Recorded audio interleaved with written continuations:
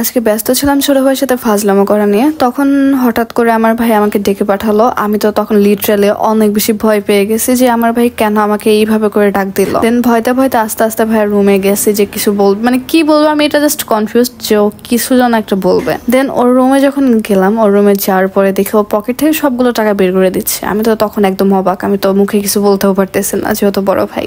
বলতেছে এই টাকাগুলো কিসের? ও পরে বলতেছে তুই কি ভুলে গেছিস যে আজকে বাবুর জন্মদিন, মানে আমার পিচ্চি ভাইয়ের হচ্ছে আজকে জন্মদিন, সেটা আমাদের খেয়াল ছিল না। তো ও হচ্ছে এটা মাথায় রেখে দিছে যে ও এটা নিয়ে হচ্ছে বাবুকে আজকে একটা গিফট করবে, এর জন্য কয়েকদিন যাবত টাকাগুলো জমা করতেছে। মানে আমার বাসায় কিন্তু সকাল থেকে সবকিছু অ্যারেঞ্জ করা হচ্ছে, বাট আমার এটা একদমই খেয়াল ছিল না যে ভাইকে কোনো কিছু একটা গিফট করতে হবে। আর এমনিতেও হচ্ছে আমার পকেট একদম শূন্য, মানে যা টাকা ছিল আমি সবকিছু একদম খরচ করে ফেলছি। এখন বাবুকে গিফট দেওয়ার মতো আমার কাছে কোনো টাকাই ছিল না। এখন যাই হোক, এখন ভাইয়ার সাথে যেহেতু ভাইয়ের সাথে টাকাটা গুনলাম, ভাবলাম যে ওর সাথে আমি যাই কাজ, ও যেহেতু একটা গিফট কিনবে, আমি যেহেতু গিফট দিতে পারবো না তাহলে অবশ্যই গিফটের সাথে থাকতে পারবো। দেন আমি, আমার ছোট ভাই, আমার বড় ভাই আর আমার ভাবি, আমরা চারজনে চলে গেলাম গাড়ি দেখতে। আমার পিচ্চি ভাইয়ের মতো গাড়ি খুবই পছন্দ, এর জন্য হচ্ছে সেই গাড়িটা দেখতে গেলাম। তো গাড়ি দেখতে গিয়ে আমরা কিন্তু কয়েকটা দোকান বেশ ঘুরলাম, যেহেতু আমরা কিছু একটা কিনবো তাহলে তো অবশ্যই যাচাই করে কিনতে হবে আর ভালো প্রোডাক্ট কিনতে হবে। এখন আমার এই দিকে আবার খেয়াল নেই যে আমি টাকাগুলো এগুলো গুনে আমি টেবিলের উপর রেখে দিয়েছি, আমি টাকাগুলো নিই নাই, মানে গাড়ি কেনার যে টাকাটা ছিল এটা আমরা নিই নাই। গাইস তোমরা বিশ্বাস করো, আমার ভাইয়ের মুখের অবস্থা একদম দেখার মতো ছিল, মানে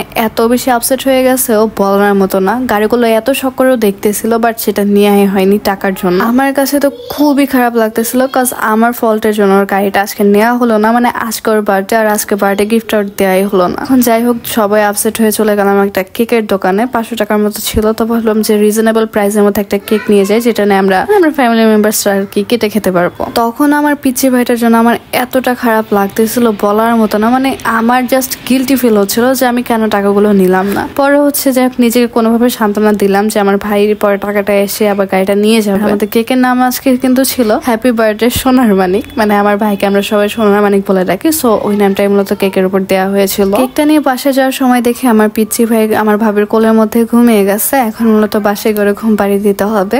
আর অন্যদিকে বাসায় এসে দেখি আমার আম্মু সবগুলো খাবার অ্যারেঞ্জ করা হয়ে গেছে, মানে দিনে হচ্ছে আমার আম্মু আর আমার ভাবি সবগুলো খাবার তারা রান্না করছেন, আর রাতে যেহেতু সবাই আসবে মেহমানরা, তো তাদের হচ্ছে এগুলাতে সার্ভ করা হবে। বেশ বিভিন্ন ধরনের খাবারই অ্যারেঞ্জ করা হয়েছিল আজকে আমাদের খাবারের আইটেমগুলোর মধ্যে।